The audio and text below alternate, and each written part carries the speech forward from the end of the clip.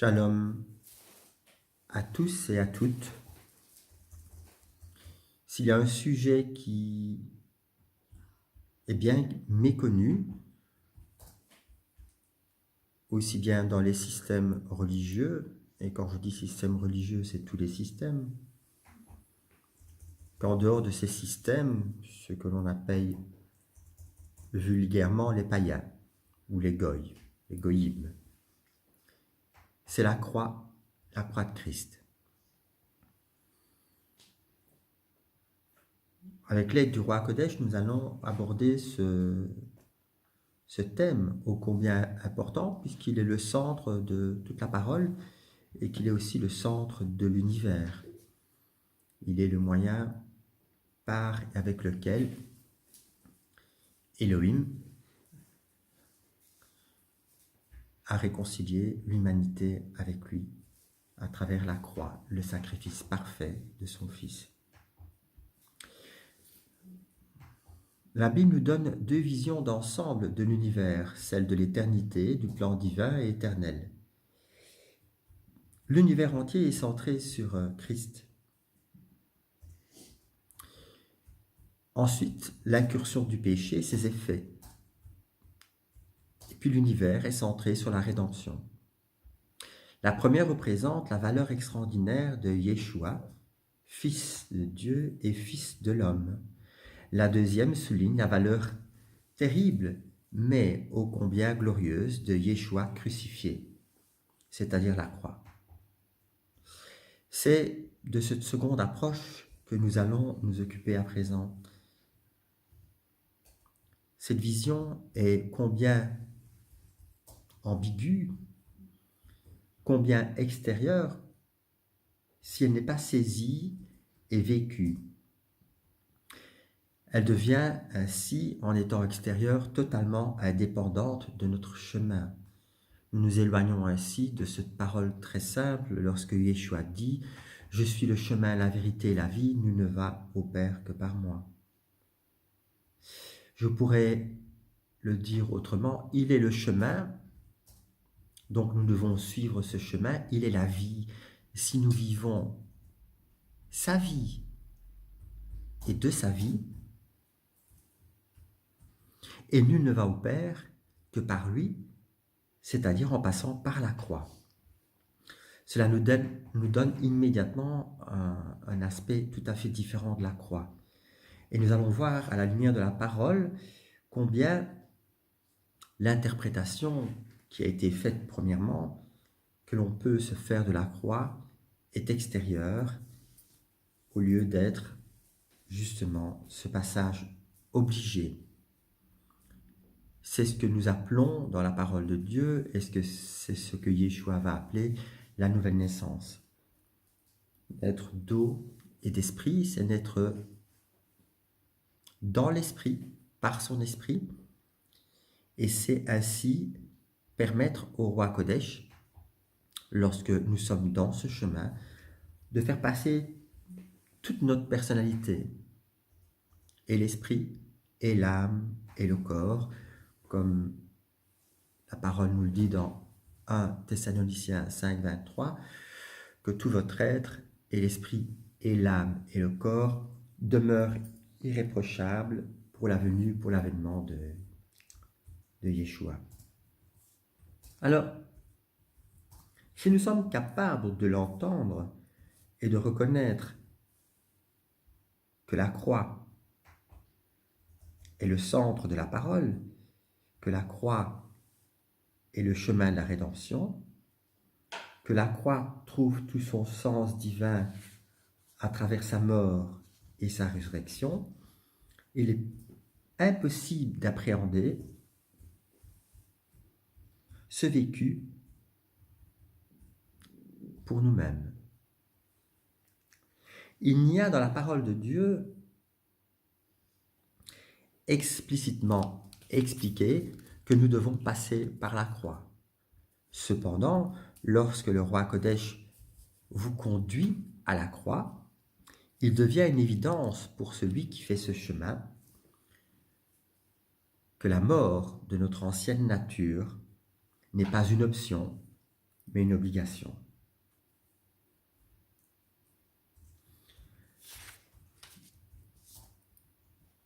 Alors, le point numéro 1, la croix et la personne de Christ. Il est capital et vital de reconnaître que la personne de notre Seigneur ne peut être connue et comprise en dehors de la croix. Il est tout aussi important de réaliser que la croix n'est réellement comprise et appréhendée à sa juste valeur que si on en discerne la personne de Christ. Les deux vont de pair et sont mutuellement interdépendants. Qui est Yeshua? Nous savons que durant sa vie terrestre, les disciples de Yeshua et le peuple auraient voulu un Christ sans croix. Ils n'en voyaient vraiment pas l'utilité. C'était d'ailleurs contraire à leur attente, à leur espoir. Chaque fois que Yeshua y faisait allusion, c'était comme si une ombre se glissait entre eux, les apôtres, et lui. Ils étaient d'ailleurs offensés. On peut prendre l'exemple de Pierre qui va dire à Yeshua, quand celui-ci va lui révéler qu'il va être mis à mort, il va s'opposer en disant que cela ne se fasse pas. Et Yeshua va lui dire, arrière de moi, Satan, tes pensées me sont en scandale. Donc nous voyons que cette idée même de la croix était dès le départ incapable à discerner par le sens et que la valeur de cette croix ne peut être appréhendée que dans le chemin de la croix. Alors, comment ce chemin de la croix doit-il être vécu? On entend beaucoup de choses. Certains vont dire que c'est un chemin qui se fait du mental au cœur, du cœur au corps.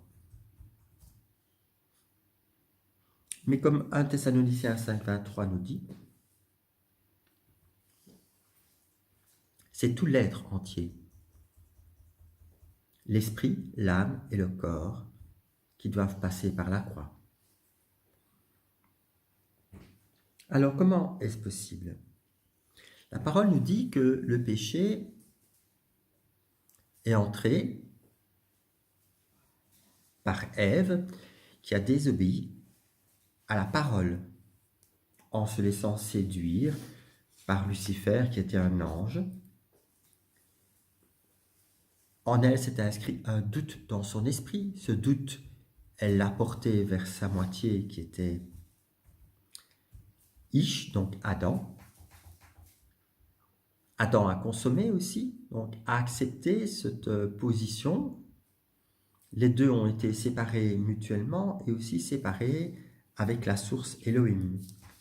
Elohim qui est Père, Fils et Saint-Esprit, les trois. Cette séparation les a conduits à être expulsés du jardin d'Éden, là où il y avait l'arbre de la vie, qui est Yeshua, donc la parole, et l'arbre de la connaissance du bien et du mal, le doute. Et Adam et Ève sont devenus mortels.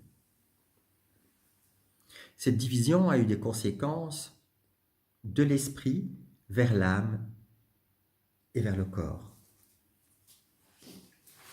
Lorsque nous voyons la crucifixion, nous savons que Yeshua est sorti de Dieu. Il a été engendré et non créé.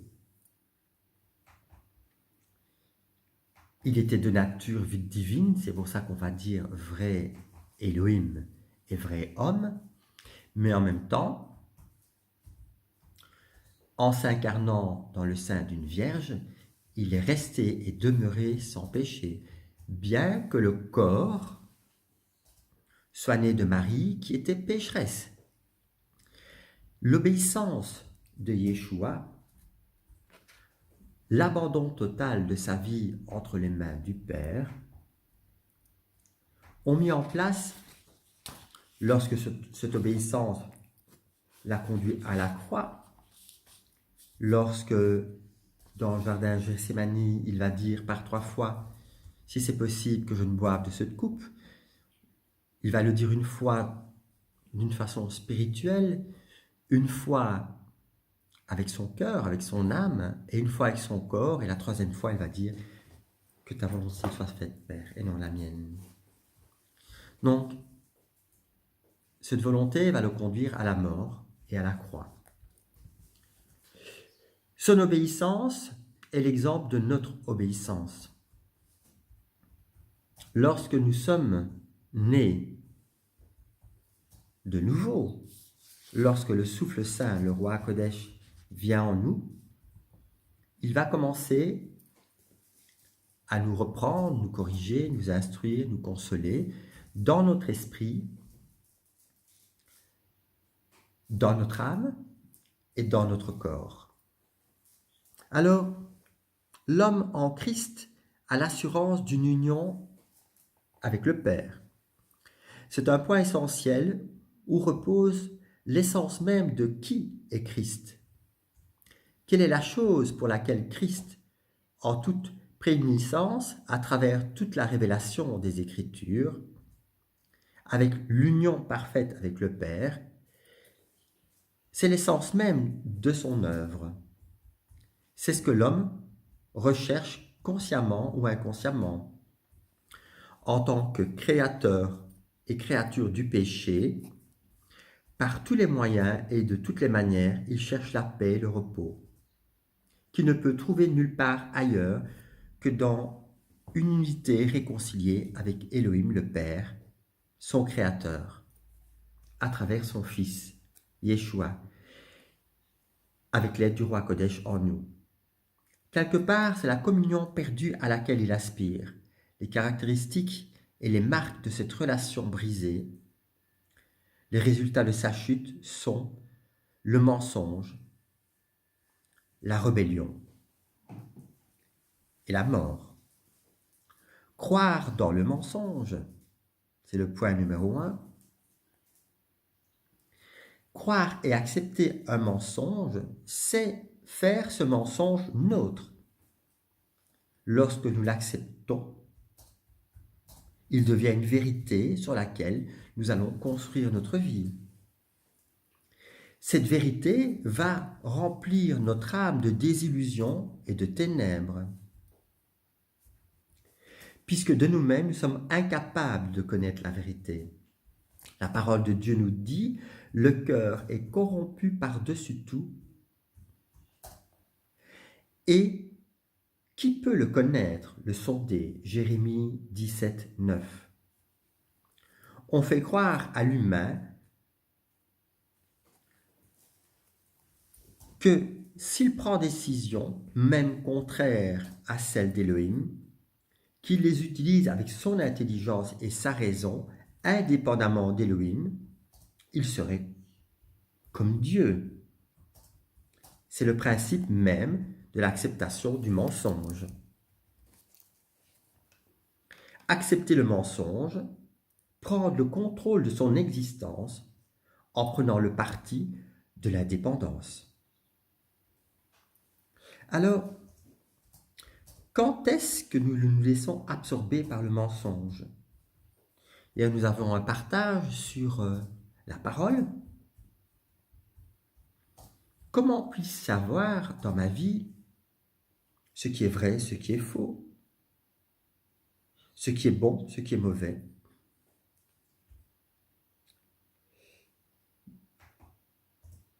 Est-ce que c'est le fruit de la science, et nous savons où la science conduit?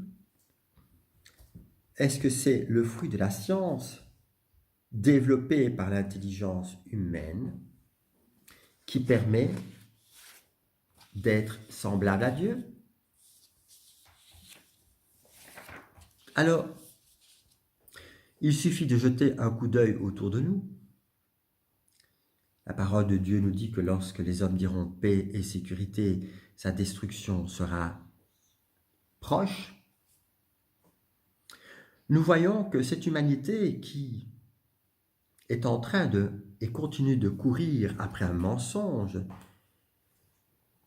qui a la forme d'un animal sauvage qui le taille en pièces, mais qui, dans sa nature de rébellion, continue à l'aveugler et le maintient dans les ténèbres. C'est le dessein même du malin. Nous savons que Lucifer était un chérubin protecteur et qu'il était le maître de la louange et qu'il portait toute la gloire et toute la louange vers Elohim. Lorsqu'il se regardait, il est tombé. C'est le même principe d'Ève qui, lorsqu'elle s'est regardée et s'est crue capable, elle a accepté ce mensonge, crue capable d'être semblable à Dieu, d'avoir par elle-même la connaissance du bien ou du mal. Lorsqu'Adam, Ish, à sa suite, a confirmé cette position, que cette rébellion s'est installée en eux. La rébellion, parlons-en. Lorsque Caïn a tué son frère Abel, les deux étaient conduits vers le même principe, faire une offrande individuelle ou même collective au Créateur. La racine même de leur offrande est le désir de plaire à Elohim. Caïn veut dire acquérir, posséder. Alors, soyons tout à fait honnêtes, l'Église, je mets entre parenthèses, apostate, ne fait pas exception à cette règle. Les chrétiens se sont divisés en des milliers de partis, dont la plupart sont méfiantes, voire opposées les unes aux autres. L'inimitié ou l'opposition entre chrétiens apparaît déjà dans le Nouveau Testament. Et je vais vous dire qu'elle apparaît avec Caïn et Abel.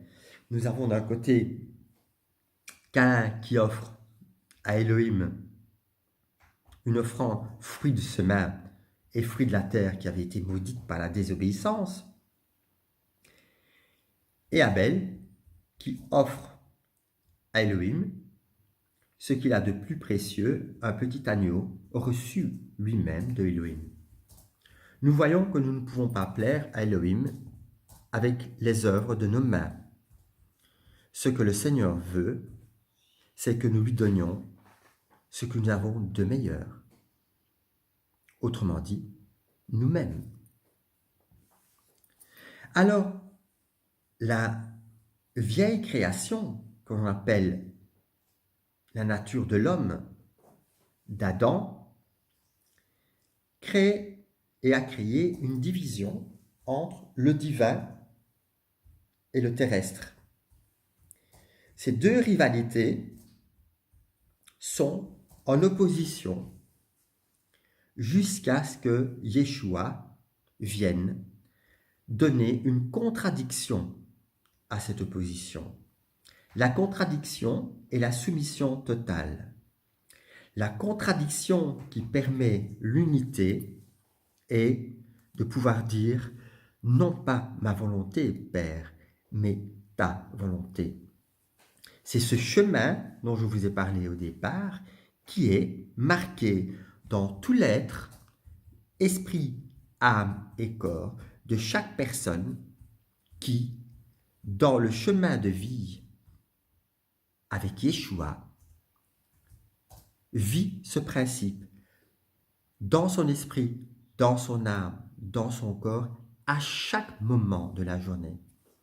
Vous voyez que ça nous éloigne des systèmes religieux où les gens se réunissent une ou deux fois par semaine. Et le résultat, ils vivent, je vais dire, comme le monde. Et parfois même pire, puisque la parole de Dieu nous dit que ceux qui n'ont pas connu Christ, un jour rendront témoignage contre ceux qui ont connu Christ parce que leur vie aurait été en totale opposition par rapport à ce qu'ils disent. Alors, la première nature est marquée par la mort. La mort définit en elle-même la rébellion. Puisque le mensonge a conduit à la rébellion à la mort.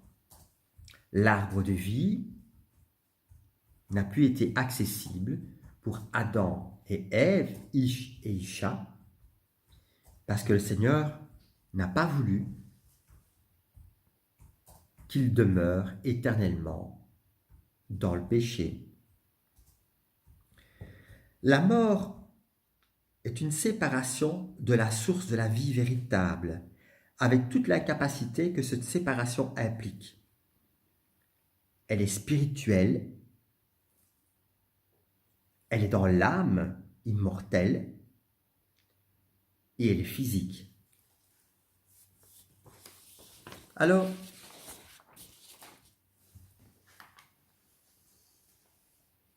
comment cela se passe-t-il? Je vous donne un exemple dans le vécu de tous les jours. Combien de personnes n'entendons-nous pas dire « Je suis allé consulter mon médecin et mon médecin m'a dit que cette maladie est inguérissable ». Qui faut-il croire? La science de l'homme ou l'œuvre parfaite accomplie par Christ sur la croix? Ce sont nos péchés qu'il a portés, nos maladies et nos souffrances. Par ses meurtrissures, je suis guéri. Nous parlons au présent. Nous parlons d'un fait accompli une fois pour toutes, qui a toujours son impact dans l'instant présent. Si j'accepte cette vérité comme mienne, sinon elle reste extérieure à moi, et je vais croire le mensonge, qui me maintient dans la rébellion, et qui conduira mon corps à la mort. Alors, le malin, l'ennemi de nos âmes, a l'effet d'un miroir. Il ne peut et il ne sait éclairer chez nous que ce qu'il y a. Il n'a pas d'autre pouvoir. Il ne peut pas susciter le mensonge en nous. Jamais dans la parole de Dieu, nous ne voyons que Lucifer a le pouvoir et la capacité de provoquer, d'induire le mensonge chez l'autre. Mais il va éclairer la partie consciente ou inconsciente de la personne, la conscientiser, je vais le dire, et une fois que cette personne prend conscience de cet état d'esprit, y adhère, elle devient une réalité qui va affecter l'esprit, l'âme et le corps. Alors, l'homme tel qu'il est né ne peut voir le royaume d'Élohim. Il ne peut être uni avec lui. Il ne peut posséder sa vie. Cette capacité nous est communiquée par la nouvelle naissance. De cette manière, on est amené à la fois à la personne de Christ et à la croix de Christ. Il ne s'agit pas ici, comme une sœur m'avait dit, qu'un monsieur disait que le noyé remonte tout le temps à la surface et qu'il faut le repousser en bas. C'est tout à fait faux. Une fois que l'on est né d'en haut, commence le chemin de la croix, l'amour du jeu. Bien sûr, c'est un chemin, mais qui devient une réalité pleinement consciente et vécue lorsque, à l'image de l'apôtre Paul, nous pouvons dire « ce n'est plus moi qui vis, c'est Christ qui vit en moi ». Dans plusieurs partages, j'ai expliqué que le Seigneur fait de l'Ecclésia, l'Église vivante, son corps, qu'il la rend semblable à lui pour s'unir avec elle. Elle est sa moitié, semblable à lui. Le but, c'est que nous devenions semblables à lui. Il va d'ailleurs prophétiser et dire « Toutes les choses que j'ai faites, vous les ferez et vous ferez de plus grandes choses encore, parce que je m'en vais vers le Père et je vous envoie mon esprit qui provient et qui vient du Père et de moi, le roi Kodesh. Il demeurera en vous, il fera sa demeure en vous et vous deviendrez un avec lui, avec le Père et avec moi. » Alors, une nouvelle humanité en Christ. Nous savons que Adam était le premier homme charnel, Christ est le nouvel Adam, spirituel.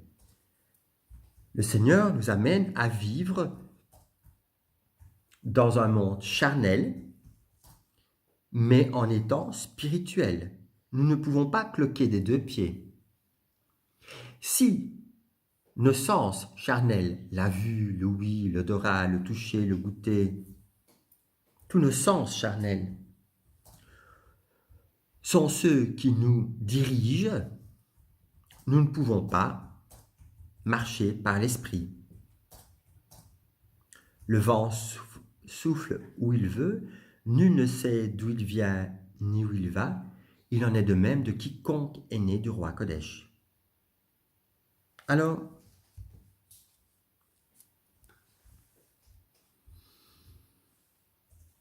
bien que toutes ces profondeurs sont insondables et infinies, le Seigneur, au rythme de chacun et selon sa propre volonté, va incarner Christ dans notre chair pour promouvoir l'union entre Elohim, le Père, et l'homme. Voilà l'intention divine et ultime. Il faut que cela soit très clair. Le Seigneur ne peut pas s'unir avec un homme pécheur, avec une humanité déchue. Dieu, Elohim, a préparé ce corps comme une chose sainte. Hébreux 10.5. Luc 1.35. Lorsque Yeshua est venu dans ce monde, il a amené avec lui une humanité bien différente de tout le reste. Il y a eu alors deux humanités. L'une représentée par une personne unique, Yeshua, l'autre par le reste des hommes. Il va ainsi dire, ne soyez pas heureux parce que vous chassez des démons, que les malades guérissent, soyez heureux parce que le royaume des cieux est venu parmi vous. Et à la Pentecôte, lorsque le souffle saint, qui est les prémices de l'accomplissement de Yeshua, est venu, l'Ecclésia est née. La réconciliation est devenue possible parce qu'il a fait de tous ceux qui le vivent en esprit et en vérité le temple, un temple saint. Il est faux de dire que Elohim aime le pécheur, mais qu'il n'aime pas le péché. C'est tout à fait anti-biblique. C'est une pensée d'ailleurs qui vient de Gandhi. Donc vous voyez que il faut faire très attention quand vous entendez quelque chose, parce que la parole de Dieu nous dit autre chose. Elohim est le pécheur et il est le péché. Nous ne pouvons pas dissocier les deux. Ou nous passons par une repentance sincère, nous recevons le roi Kodesh, nous naissons de l'esprit d'en haut et nous commençons ce chemin de croix et nous devenons ces saints, ou nous vivons comme le monde. Et cette nature divine ne peut pas nous être imputée. Comme je disais l'autre jour à quelqu'un, nous sommes nés d'en haut, non de la volonté des hommes, non d'un système religieux, mais du Père seul. Le Seigneur a dit, par rapport à son Fils, « Tu ne souffriras pas que celui qui soit saint voie la corruption. » Psaume 16:10. Puisque la vocation de Christ était la rédemption.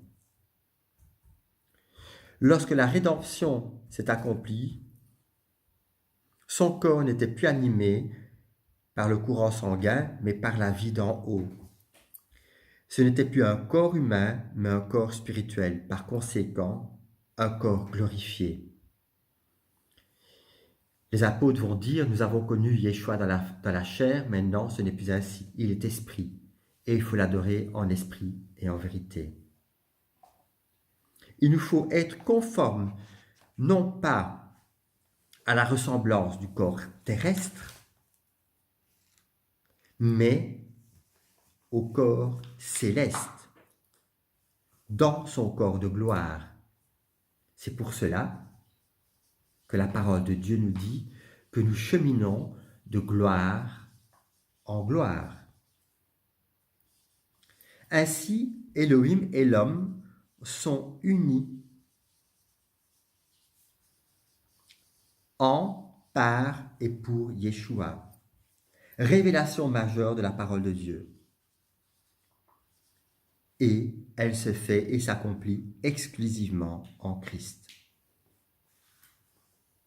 Tant qu'il n'y a pas crucifixion, il n'y a pas résurrection. Ainsi, Christ a parfaitement satisfait et s'est engagé lui-même envers lui, envers le Père et envers le roi Kodesh dans cette union parfaite. Alors, en Christ sont annulés les effets du mensonge, de la rébellion, de la mort. Rappelez-vous, lorsque Lucifer a abordé Yeshua après les 40 jours dans le désert, la première parole c'est « Si tu es le Fils de Dieu ». Le système religieux empêche les hommes et les femmes d'entrer dans leur véritable identité en tant qu'ecclésia. Ils vont dire « Nous allons à l'église ».